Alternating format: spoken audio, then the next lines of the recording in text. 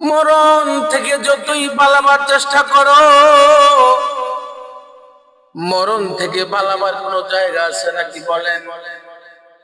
না বাজান না, মরণ থেকে পালাবার কোনো সুযোগ নাই, মরণ থেকে পালাবার কোনো জায়গাও নাই। মরণ থেকে যতই পালাও, মরণ তোমায় লইবে ঘিরি। যদিও সুদূর আকাশ পানে পালাও, সেথায় লাগায় সিঁড়ি। মরণ থেকে যতই পালাও, মরণ তোমায় লইবে ঘিরি। যদিও সুদূর আকাশ পানে পালাও, সেথায় লাগায় সিঁড়ি। যদিও সুদূর আকাশ পানে পালাও, সেথায় লাগায় সিঁড়ি।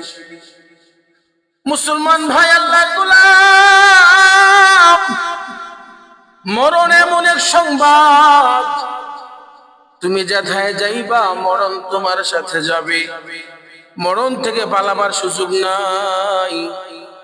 অতএব যেহেতু মরে যাওয়াই লাগবে, মরার আগে মুসলমান হয়ে যায়, যেন কবরখানার জান্নাতের বাগান হয়ে যায়।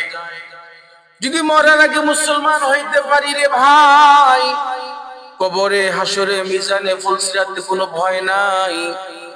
এজন্য মরার আগে মইরা দেখো দুনিয়ার কি অবস্থা, মরার আগে একবার মইরা দেখো নেক আমলের কি অবস্থা। বাজান,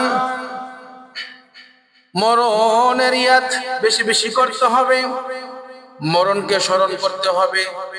মরণকে স্মরণ করে করে গুনাহ থেকে বেঁচে থাকতে হবে, পাপাচার থেকে বেঁচে থাকতে হবে, মন্দ থেকে বেঁচে থাকতে হবে।